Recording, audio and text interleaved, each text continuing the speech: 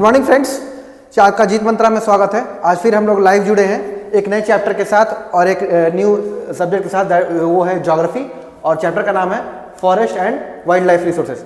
इस चैप्टर को पढ़ना बहुत जरूरी है और बोर्ड एग्जाम के पर्पज से ये 2 से 3 नंबर मैटर करता है, ठीक है।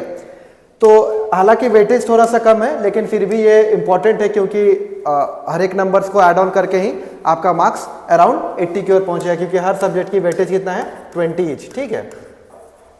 तो इसी तरह एक हमारा चैप्टर है forest and wild life conservation. इसमें हम लोग पढ़ेंगे कि कैसे फॉरेस्ट क्यों जरूरी है, बायोडाइवर्सिटी क्या होता है, फ्लोरा फाउना क्या होता है, क्यों हम उसको कंजर्व करना चाहते हैं, क्या सस्टेनेबल डेवलपमेंट आता है, फिर tiger forest wild life tiger reserve का पढ़ेंगे, फिर से प्रोजेक्ट टाइगर पढ़ेंगे, प्रोजेक्ट एलिफेंट पढ़ेंगे, इन्वायरमेंट प्रोटेक्शन एक्ट पढ़ेंगे और उसके बारे में कुछ इंटरेस्टिंग फैक्ट्स जानेंगे जो देश दुनिया में चल रहा है। तो चलिए शुरू करते हैं।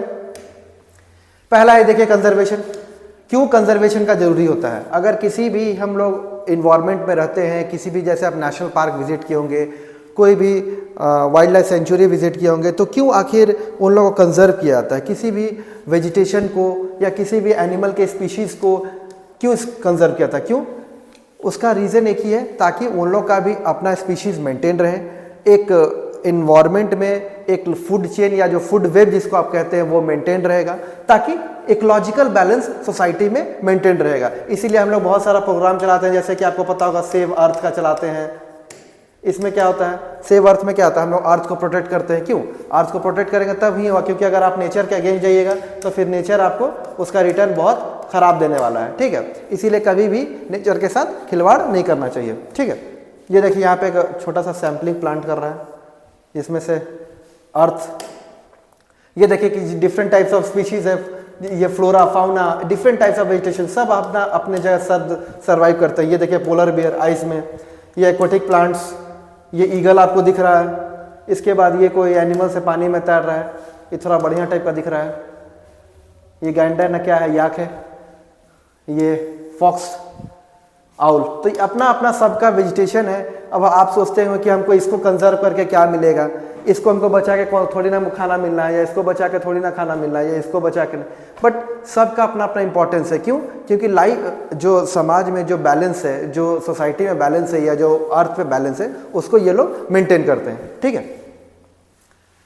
चलिए नेक्स्ट है हम लोग इसमें अगर आपका एग्जाम पर्पज से जनरली अगर क्वेश्चन आता है तो थोड़ा टाइप्स ऑफ फॉरेस्ट आता है, कॉनिफेरस फॉरेस्ट, एल्पाइन फॉरेस्ट, फिर से एक आता है पीट एंड स्वामी जो कीचड़ के एरिया में होता है, उसके बाद टाइगा, मैनग्रोव फॉरेस्ट। जनरली आपको मैनग्रोव पाया जाएगा क्या, अगर आप ईस्टर्न मतलब जनरली वेस्ट बंगाल में आपको मिलेगा ये वाला, ठीक है। तो यहाँ पे आप देख सकते हैं, और ये ऑल इंडिया का है, कैसे ट्रॉपिकल जोन होता है, टेम्परेट जोन होता है, सब ट्रॉपिकल जोन होता है, फिर टॉरिड जोन होता है, ये सब इंपॉर्टेंट होता है, ठीक है। इसमें जैसे ये सब थोड़ा सा माउंटेन एरिया में आपको मिलेगा, लंबा लंबा पेड़। आप कश्मीर की तरफ जाएंगे, हिमाचल उत्तराखंड की तरफ, तो आपको उस टाइप का ट्रीज मिलेगा। लेकिन अगर आप ईस्टर्न इंडिया में है तो थोड़ा सा आपको ये स्प्रेडेड आउट ऐसा पेड़ मिलेगा, ठीक है। लेकिन आप जैसे नॉर्थ इंडिया में जाते हैं या फिर हायर एरियाज, मतलब जहाँ पे आपका टेम्परेट रीजन है, वहाँ पे जनरली पेड़ का देखिए शेप इस टाइप का आपको मिलेगा। ऐसा क्यों होता है? क्योंकि वहाँ पे बर्फ गिरता है ना, तो वो पेड़ अपने आप को एक स्लोपिंग टाइप का बना लेता है, ताकि वो बर्फ को मिनिमाइज कर सके और वो वहां पे सस्टेन कर सके। अगर इस टाइप का स्प्रेडेड आउट रहेगा तो एरिया बड़ा हो जाएगा, सब बर्फ उसी पे रह जाएगा, तो उससे वेजिटेशन का लॉस हो जाएगा, ठीक है। यहाँ पे कुछ इंपॉर्टेंट है, जैसे कि पढ़ लीजिए डेसिडियस फॉरेस्ट क्या होता है, जो फॉरेस्ट शेड दे लीव्स सीजनली, जो सीजनली अपना पत्ते गिराता है। टेम्परेट एवरग्रीन क्या होता है, जो जनरली मेडिटेरियन क्लाइमेट पाया जाता है, and have trees that remain green through out the year. देखिए इसमें ट्रॉपिकल एवरग्रीन, एवरग्रीन से याद कर सकते हैं जो हमेशा हरा भरा रहेगा। डेसिडियस उसको बोलते हैं जो अपना सीजनली अपना पत्ता को ये करता है, मतलब शेड कर देता है। फिर उसके बाद एल्पाइन फॉरेस्ट होता है लोकेटेड, जिसके बारे में भी आपको बता रहे थे, माउंटेन रीजन, जिसको कॉनिफेरस ट्रीज भी बोलते हैं, ठीक है। इसके बारे में थोड़ा याद है। और वाइल्ड लाइफ के थोड़ा मैमल्स होता है, बर्ड्स होता है, रेप्टाइल्स होता है, एम्फीबियंस होता है, इंसेक्ट्स होता है। मैमल्स कौन होता है? जनरली वार्म ब्लडेड, ये आप याद कर सकते हैं। बर्ड्स में क्या, बर्ड्स भी वार्म ब्लडेड होता है, वर्टिब्रेट होता है। क्यों? उनमें स्केलेटन पाया था। रेप्टाइल्स कोल्ड ब्लडेड जनरली होते हैं, ठीक है। एम्फीबियंस कोल्ड ब्लडेड होते हैं। एम्फीबियंस होते हैं जो जिसको उभयचर बोलते हैं, जो वाटर में भी रह सकते हैं और सी में भी रह सकते हैं, मतलब पानी में भी रह सकते हैं, ठीक है। इसके बाद एक्वाटिक लाइफ है। चलिए आगे बढ़ते हैं।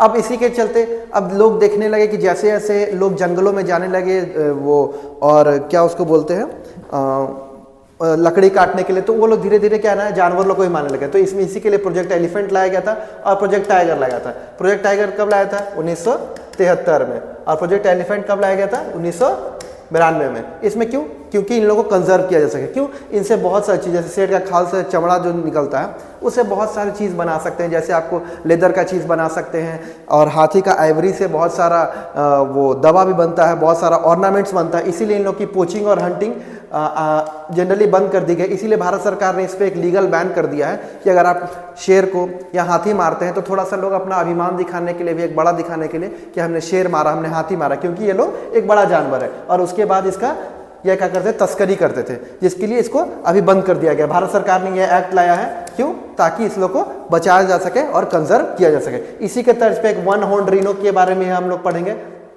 वन हॉर्न रीनो, इसके बारे में क्या पढ़ेंगे कि ये कैसा है, जिसका जो वन हॉर्न रीनो होता है ना, उसका भी जो हॉर्न होता है ना, जो जनरली अभी कहाँ पे कंजर्व किया जा रहा है? काजीरंगा नेशनल पार्क में। ये कहाँ पे पड़ता है? असम में पड़ता है। यहाँ पे आप अगर जाइएगा तो आपको जंगल सफारी करते हुए आपको दिखाया जाएगा कैसे रिनोसेरस को प्रोटेक्ट किया जा रहा है। वहाँ पे Assam police, Assam forest conservator force रहता है, जो वहाँ पे सभी चीज़ को, वहाँ पे रिनो को ये करते हैं, प्रोटेक्ट करते हैं। इसी के चलते जब देखा जाए कि एनिमल्स का जब प्रोटेक्शन का एक्ट आ गया, तो उसी तरह भारत सरकार ने इन्वायरमेंट प्रोटेक्शन एक्ट भी लाया। इन्वायरमेंट प्रोटेक्शन की एक्ट क्यों? अगर अभी आप देख रहे होंगे, अभी जो करंट सिचुएशन दिल्ली का है, एयर AQI क्या होता है? Air quality index. अभी दिल्ली का क्या है? हालत बहुत ख़राब है। क्यों ख़राब है? क्योंकि वहाँ पे जो ppm की जो वैल्यू है ना, वो बहुत इंक्रीज कर चुकी है, मतलब उसका जो पार्टिकल्स है बहुत स्मॉल हो गया है। उससे क्या है ना कि लोग पहले तो दिल्ली में वाटर प्यूरीफायर यूज़ करते थे, बट आजकल एयर प्यूरीफायर यूज़ कर रहे हैं। ऐसा क्यों यूज़ कर रहे हैं? क्यों? अपना हेल्थ बचाना है। लेकिन स्थिति इतना खराब हो गया कि आसपास दिल्ली में आप कहीं जाइएगा तो दूर दूर तक आपको कोई पेड़ ही नहीं दिखेगा। सब जगह को कट डाउन करके क्या किया गया है? एक इंडस्ट्री बैठा दिया गया है, या बिल्डिंग्स बना दिए गए हैं, बड़े बड़े टावर सेटअप कर दिए हैं। तो उससे क्या हुआ है ना, वहाँ का पॉल्यूशन और बढ़ गया है। इसीलिए हमको कहा जाता है कि आप नेचर के साथ मत खेलिए, इन्वायरमेंट को प्रोटेक्ट कीजिए, पेड़ लगाइए जब भी आपको मौका मिले। अगर फिर कहीं भारत सरकार को इसे लोग भी अपील करते हैं, मैं भी अपील करता हूँ कि जहाँ भी कोई भी डेवलपमेंट हो, वहाँ पे जितना भी पेड़ है उसको, अगर आप 10 पेड़ अगर हटा रहे हैं तो उस 10 पेड़ को कहीं जाके पदस्थापित कर दें, कहीं लगा दें, ताकि उसका वो मेंटेन रहेगा। ठीक है, ये है थोड़ा सा broad and scope environment protection act के बारे में देख सकते हैं। Is a complete comprehensive plan legislation in the Indian parliament to protect and improve the environment. ठीक है, इसके बाद क्या है? ब्रॉड स्कोप है, powers of the central government. Central government अगर आप देखेंगे कि अगर कोई पेड़ काटता है तो उसके पीछे पेनल्टी भी लगता है, उसको जेल भी बाकायदा हो सकता है बिना अगर परमिशन के आए थे। जिसे इन्वायरमेंट क्योंकि इससे क्या होता है ना, इन्वायरमेंट पे इफेक्ट पड़ता है, क्योंकि जितना पेड़ क्या होता है हमारे वातावरण को मेंटेन करता है, उसको कूल रखता है, कार्बन डाइऑक्साइड और ऑक्सीजन का लेवल को मेंटेन करता है। ये देखिए wild life conservation act by Indian government लाया गया था। ये देखिए रॉयल बंगाल टाइगर है। ग्लोबल वाइल्ड लाइफ प्रोग्राम बहुत सारा चलाया था। ये देखिए वन हॉर्न रीनो, इसी का मैं बात कर रहा था, कहाँ पे? असम में पाया जाता है। ठीक है, इसके बाद देखिए ये कहीं कहीं अवेयरनेस प्रोग्राम भी चलाया जाता है, बहुत सारे आजकल स्कूल में भी चलाया जाता है। आप भी अपने बर्थडे में केक अगर काट रहे हैं तो केक जरूर काटिए, लेकिन एक आध वो भी कीजिए, सैपलिंग्स लगाइए प्लांट का, ताकि आपको लगेगा कि हाँ हम भी कुछ किए हैं। बहुत सारे स्कूल में, बहुत सारा ऑर्गेनाइजेशन में भी देखिएगा इन्वायरमेंट डे आएगा, अर्थ डे आएगा, वो सब में बहुत लोग, शायद हमको लगता है 22 मार्च या 22 अप्रैल को अर्थ डे मनाते हैं, अगर जहाँ तक याद है। और इन्वायरमेंट डे 5 जून या 22 जून को ऐसे कुछ मनाते हैं। उसके बाद देखिए वाटर कंजर्वेशन, ये भी जरूरी है इन्वायरमेंट के लिए। अगर वाटर को आप कंजर्व नहीं करेंगे तो एक समय ऐसा आएगा कि आपको पीने का पानी, ड्रिंकिंग वाटर का दिक्कत हो जाएगा। और आपको ऐसे ही पता है दुनिया में कितना ड्रिंकिंग वाटर का 1% ही है पानी पीने वाला है, बाकी सब तो ब्रैकिश वाटर या सलाइन वाटर है।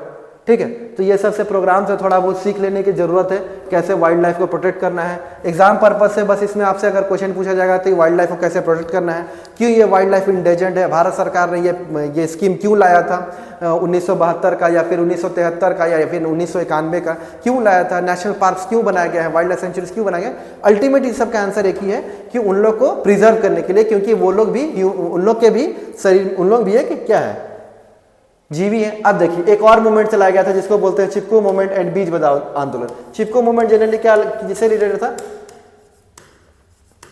Protection of trees. Generally Uttarakhand से शुरू होता है, हिमाचल में भी थोड़ा बहुत चला था। क्यों?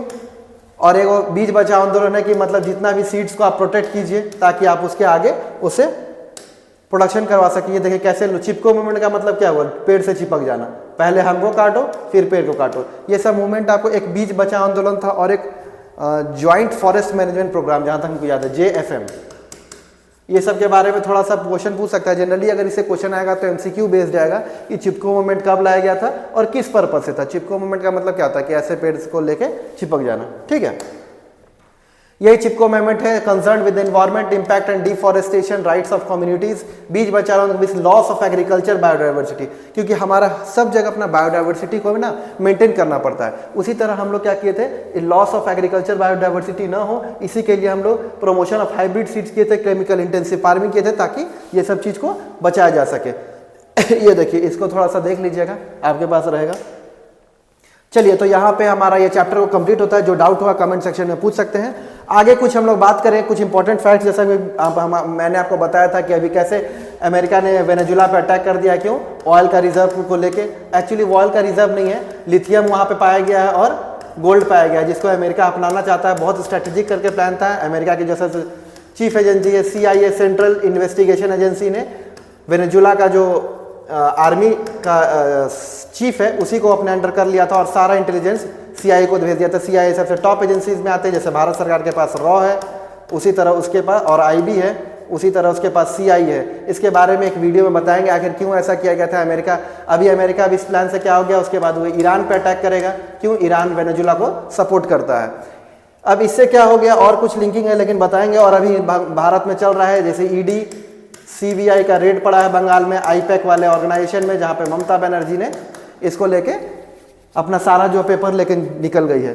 तो इसके बारे में नेक्स्ट वीडियो में बताएंगे, अगर आपको ये लगेगा ज़्यादा अच्छा इन्फॉर्मेशन मिलेगा। तब तक के लिए धन्यवाद, शुक्रिया, जय हिंद।